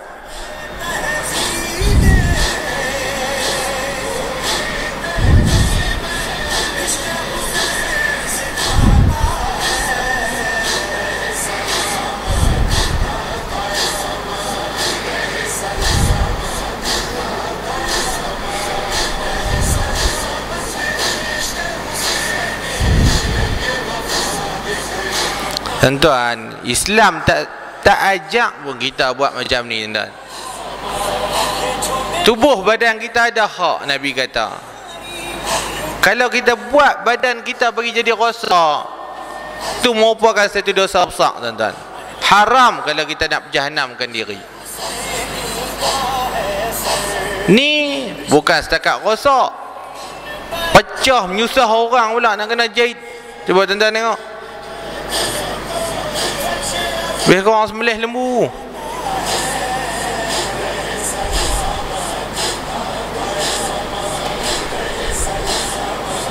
Cuba tuan-tuan tengok belakang ni tuan-tuan. Ni parut nah. Ni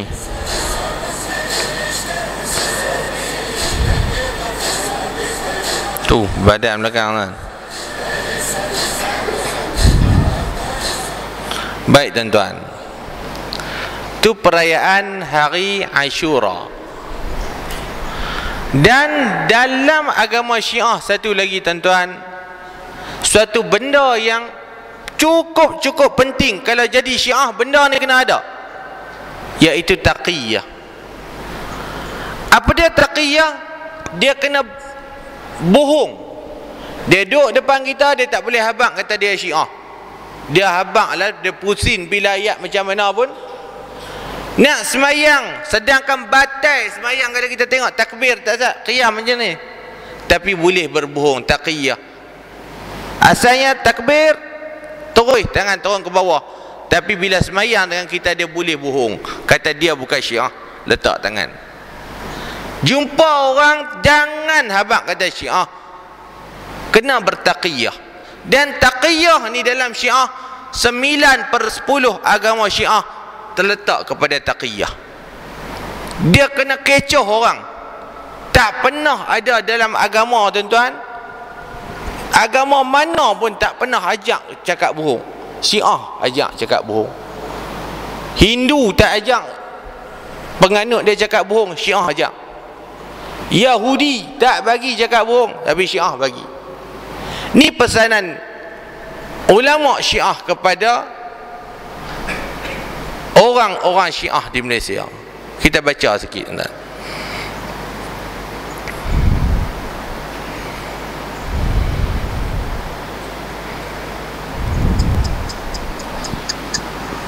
چند مورد از شبهات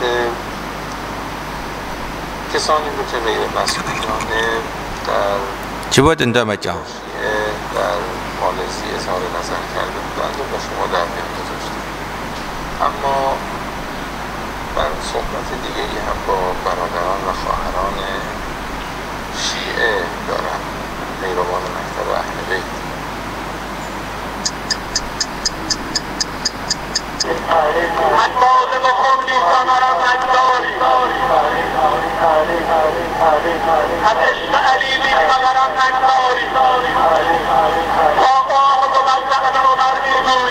خادم بوده، ایرانیا رو عمر مسلمون کرده، ما حق نداریم که عمر توهین کنیم.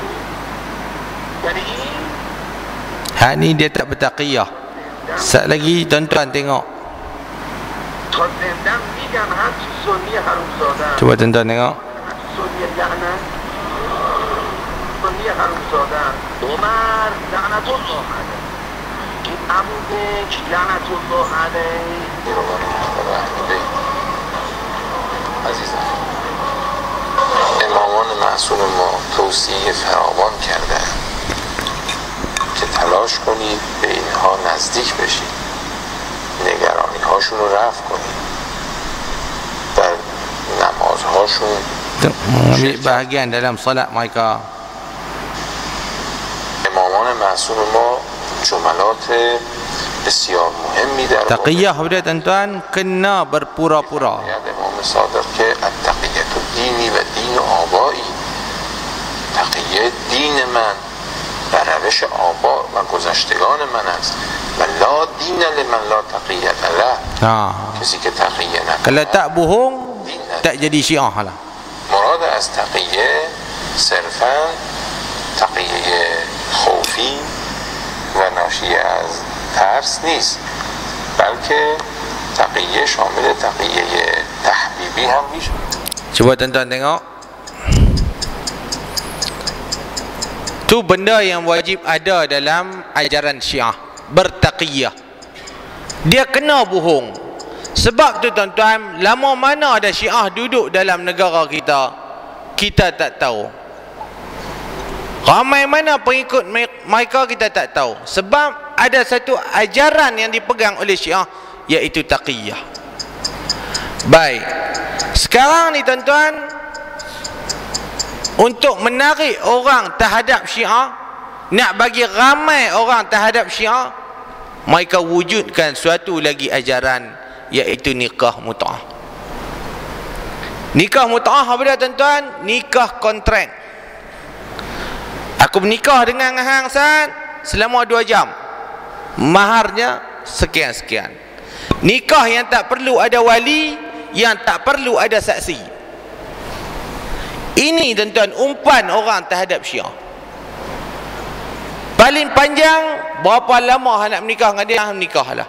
Tapi paling sedikit nikah mut'ah sekali bersetubuh saja. Dan nikah mut'ah tuan-tuan bukan sekadar orang-orang besar. Umur 6 tahun, 7 tahun boleh menikah. Imam Khomeini pernah menikah dengan umur 4 tahun. Dia nikah mut'ah.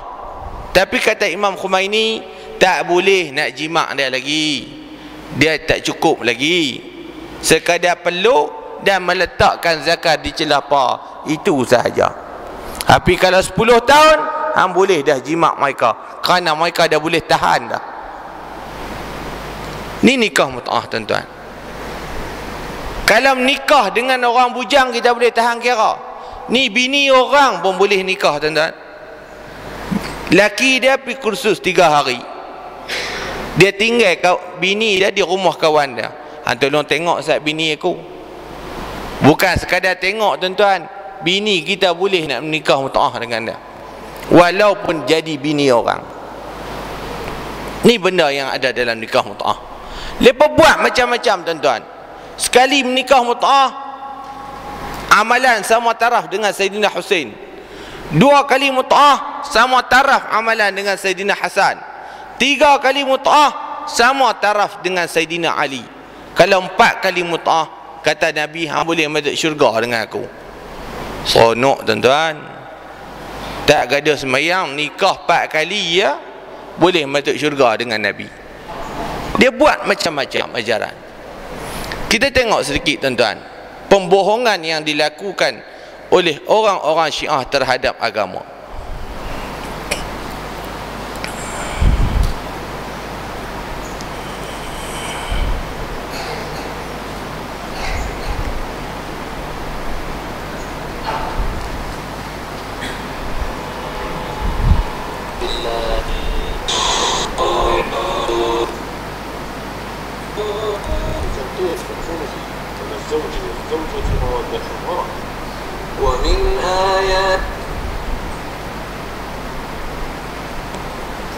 Cuba tuan-tuan tengok.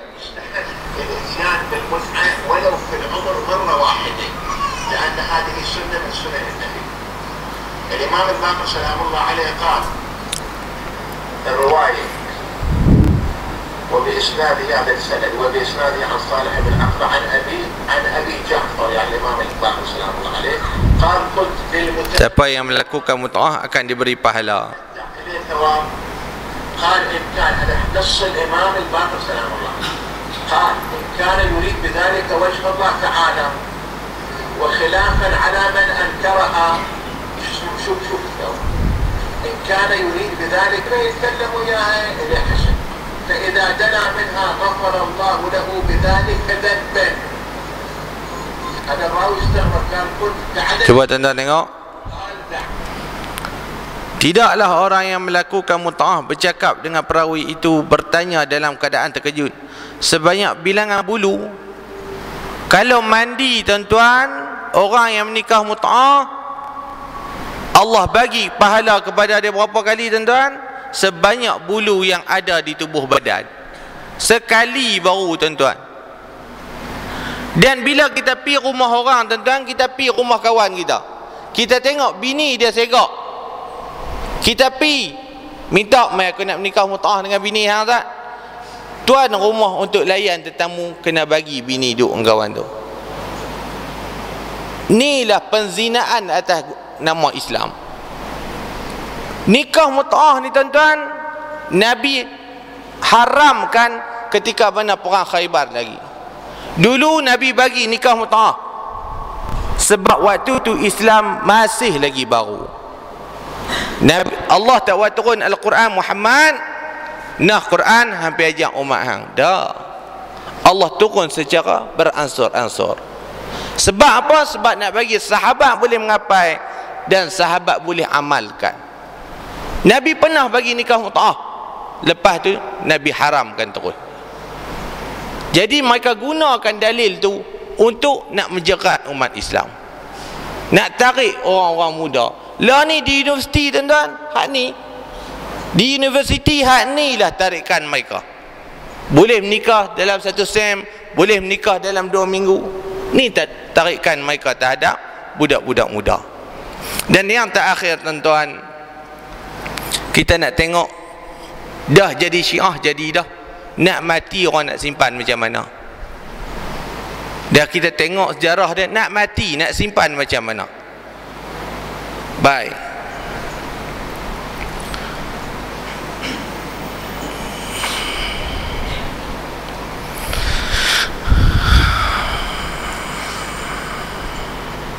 Ni kata Abdullah Hasan, tuan-tuan. Kata Abdullah Hasan,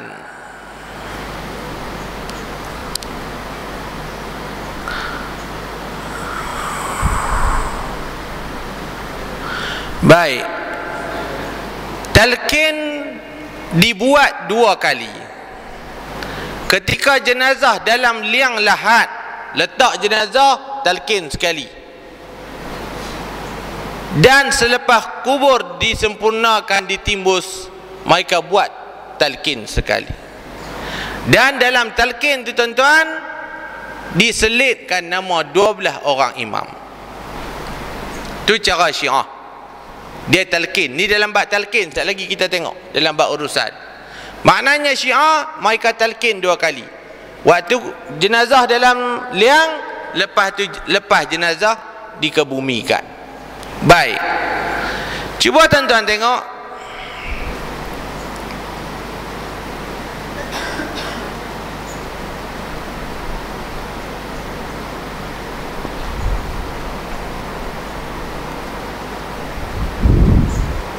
Ni tuan-tuan Abdullah Hasan yang kita sebut tak saat ni.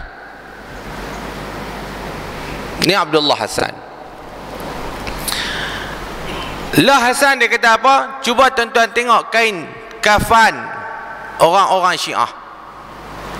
Dia ada kain kafan kala hitam, dia ada kain kafan kala putih bertulisan emas, kain putih bertulisan merah. Kain ni dibeli di Iran, dan doa-doa ni ditulis di sana. Beli kain, ada yang tulis nama dan tulis doa siap, buat balik mai di sini. Di mana kain ni dapat tuan-tuan? Di kedutaan Iran di Kuala Lumpur. Mereka yang bawa. Baik, macam mana mereka menguruskan jenazah? Kita tengok sedikit. Gambar ni tuan-tuan, ni gambar, dia tak ada video. Dia ditangkap oleh anak buah Ustaz Nasim Perak. Dia dengar orang yang mati, dia hantar anak murid dia pergi duduk. Ni Tok Imam diimport daripada Kuala Lumpur, main nak baca talqin. Tok guru lepas tak banyak, jadi kena import. Baik,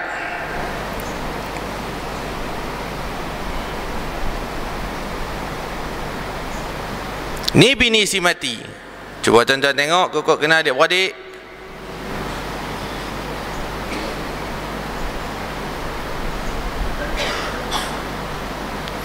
Ni kereta si mati. Saya tak tahu pun orang habaq. Saya bagi tahu tuan-tuan lah. Tengok cukup, jangan duk ambil nombor. Kokok terai tengok, kokok berkat Syiah kok kena. Jangan duk buat pasal lah.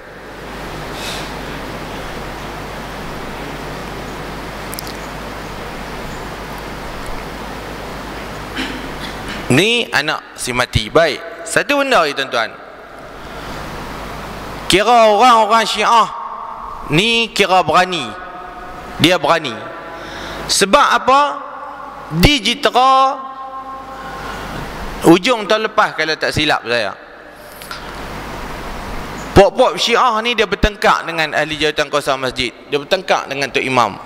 Dia nak tanam, Tok Imam tak bagi. Dia nak tanam, Tok Imam tak bagi. Berkelahi tak sangka, lalah kali bawa pergi kes ni ke pejabat agama Kumbang Basu. Jumpa dengan Tuan Syekh Faisal. Dia minta nak ke bumi juga di dalam masjid tu. Tuan Syekh Faisal kata, aku nak habaq popok ni kapiak kok kasar sangat. Apa kapiak pun nak pergi duk tanam apa dalam masjid tu.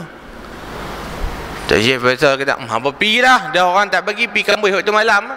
Pukul 3 pagi tuan-tuan lepas pergi kambuh. Duk esok tu imam mengamuk tak sangka, nak pergi korek balik kubur tu. Jadi orang tahan dah, tak payah dah, dah selesai dah, biar pergi. Di Pendang pun jadi macam kes yang sama juga. Mula Tok Imam bagi nak ke bumi dalam kawasan masjid. Jadi Tok Imam kata, bagi kami urus, mandi apa semua siap, bagi kami. Lepas tak bagi, Tok Imam minta juga. Tengah-tengah duk buat, lepas main masuk campur. Lepas nak mandi, macam-macam lah lepas nak buat. Tok Imam biar lagi. Bila mai time nak korek jenazah, nak korek liang, orang yang duk korek liang, korek siap dah. Lepas tak mau. Lepas kata kami tak mau macam ni. Kami nak korek mendalam. Lebih kurang dalam 10 kaki. Tok Imam kata awak yang nak korek macam tu. Suruh orang yang korek liang tu korek balik. Buat 10 kaki dalam. Orang ni kata hampa buat sendiri ya. Dah nak korek ni pun penat dah. Hampa nak suruh korek lagi. Dah bila Tok Imam tengok dia korek, kita korek memanjang itu. Dia nak tanam bagi berdiri. Tok Imam tuang terus. Hampa buatlah, aku tak mau masuk campur. Nak tanam nak korek pergi korek ujung-ujung. Jangan main duk korek tang ni. Ngacau dengan orang. Nak tanam pergi tanam di ujung-ujung pagar. Korek dia tanam bagi berdiri, tuan-tuan. Saya pun heran awak yang korek berdiri. Jumpa dengan Dr. Aziz Nafi. Tanya ada Pak Lang awak lepas tanam berdiri. Tak tanam mengirin. Dr. Aziz kata, malaikat tiba tak kena. Tu yang bagi tanam diri dan boleh elok. Kalau mengiring dia tak boleh pergi dah. Kena. Hak tu jawapan tak membina langsung. Jadi benda tu jadi masalah kepada kita. Awak yang tanam diri. Baik. Yang kita jumpa hari ni tuan-tuan, dia tanam mengiring. Cuba tuan-tuan tengok.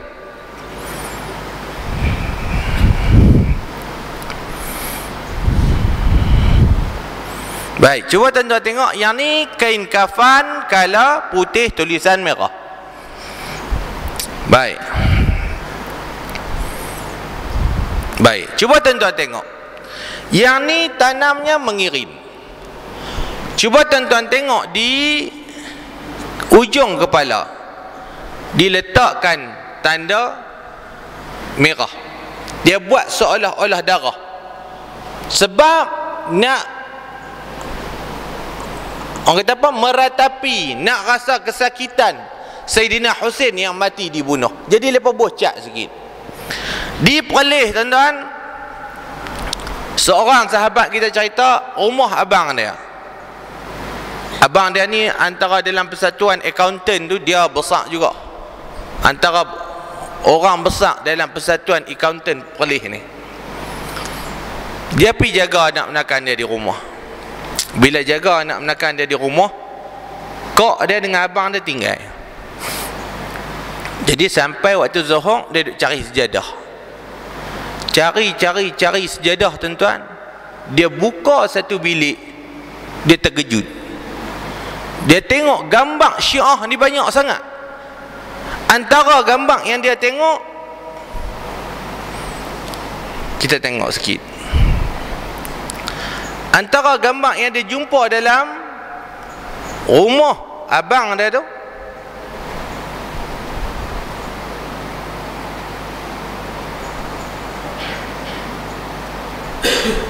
tahu nak ni G. Baik.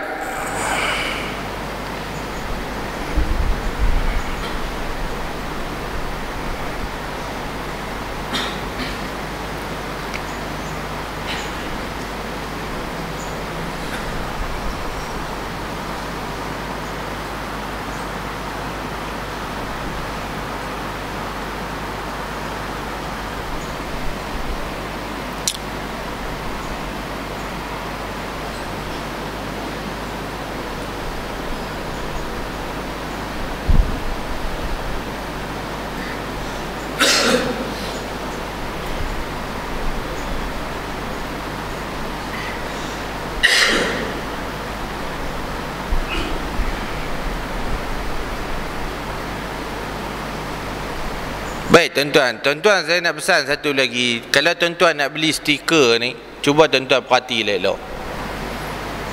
Dia akan ada nama Ali di belakang. Kalau yang tak ada, boleh nak beli. Kalau ada ni tuan-tuan, cuba tuan-tuan perhati elok.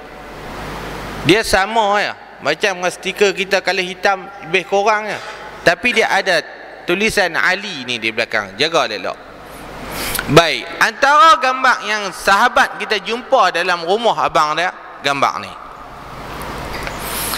Gambar ni tuan-tuan sempena dengan 12 orang imam tak sah. Ni gambar Saidina Ali ni hak tengah-tengah ni. Ni anak dia Saidina Hasan, Saidina Husain. Ujung sekali tuan-tuan, cuba tuan-tuan tengok, muka tak ada. Siapa dia ni? Inilah Imam Mahdi. Imam Mahdi Syiah, umur kecil lari masuk gua. Lah tak keluar-keluar lagi. Gua tu terletak di Iraq, di satu bukit nama Samurrah. Tiap-tiap tahun, tiap-tiap minggu mereka akan pergi panggil Sayyidina Imam Mahdi ni keluar. Tak keluar-keluar lagi. Dan Al-Quran Syiah duk ada kat Imam Mahdi. Imam Mahdi buat keluar nanti Quran Syiah adalah sekali dengan Imam Mahdi. Baik. Dan gambar ni tuan-tuan, yang ni kita pernah jumpa di sebuah kedai makan gambar ni. Cuba tuan-tuan tengok elok. Gambar ni ada di Malaysia, ada jual gambar ni. Sama-sama mereka. Jadi tuan-tuan perhati elok. Kadang-kadang ada di rumah sahabat-sahabat yang tak perasan. Kedudukan rumah sahabat kita macam ni, tapi hak ni gambar orang lain, kedudukan dia sama. Al-Quran dua buah di depan, gambar hak yang 12 orang imam abang dia letak di dinding. Gambar ni sebelah gambar 12 orang imam. Dan yang paling terkejut, dia kata ada kepala Sayyidina Husain di rumah, kepala kala putih, diletak cat merah macam tak sat. Tiap-tiap pagi sebelum pergi kerja, abang dia akan cium. Sahabat kita ni tanya, panggil anak dia Alung, ni gambar siapa ni? Ni gambar Sayyidina Husain. Ni gambar Sayyidina Ali. Alung tahu mana? Sebelum pergi sekolah, ayah akan suruh Alung cium Sayyidina Ali dulu. Dan suami dia, abang kepada kawan ni, tiap-tiap hari sebelum pergi kerja, dia cium dulu gambar Sayyidina Ali, patung Sayyidina Husain. Sebab tu waktu nak mati tak sat tuan-tuan, mereka bubuh cat merah, tanda memperingati hari kematian Sayyidina Husain. Dan lepas pada tu dia akan baca talqin 2 kali, satu dalam liang, satu lepas di kambus. Ni serba sedikit tuan-tuan ajaran Syiah yang dapat saya sampaikan. Saya minta maaf tuan-tuan kalaulah ada salah dan silap daripada perkataan dan yang saya sampaikan. Sebagai pengakhiran tuan-tuan, saya nak tunjuk antara mesej-mesej yang pejabat mufti dapat, dihantar oleh seorang lelaki. Tuan-tuan tengok cukup, jangan duk ambil nombor telefon pergi duk berkelahi, pergi duk maki kawan tu pula. Tengok cukup tuan-tuan. Kita kena tahu juga benda ni yang duk berlaku. Jabatan Mufti terima macam-macam aduan, macam-macam perkataan yang, cuba tuan-tuan tengok. Awak tak mau debat ke, dah kecut telok ke, sentot ke, macam-macam. Itu baru Iqbal. Cuba tuan-tuan tengok.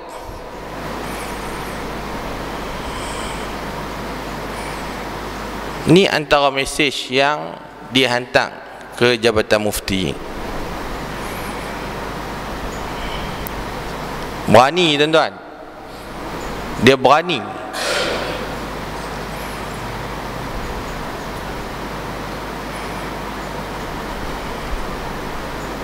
Baik tuan-tuan, ni tuan-tuan setakat tu dulu. Saya minta maaf banyak-banyak kalau ada tersalah kata, kekurangan dan sebagainya. Saya betul-betul tuan-tuan, saya tak berani ni nak main sini. Segan dengan tahap kita tu, kita segan. Tapi tuan-tuan, kita terpaksa cerita benda ni, kita terpaksa masuk, kita terpaksa berhadapan dengan orang. Sebab kita sekarang kritikal lah tuan-tuan.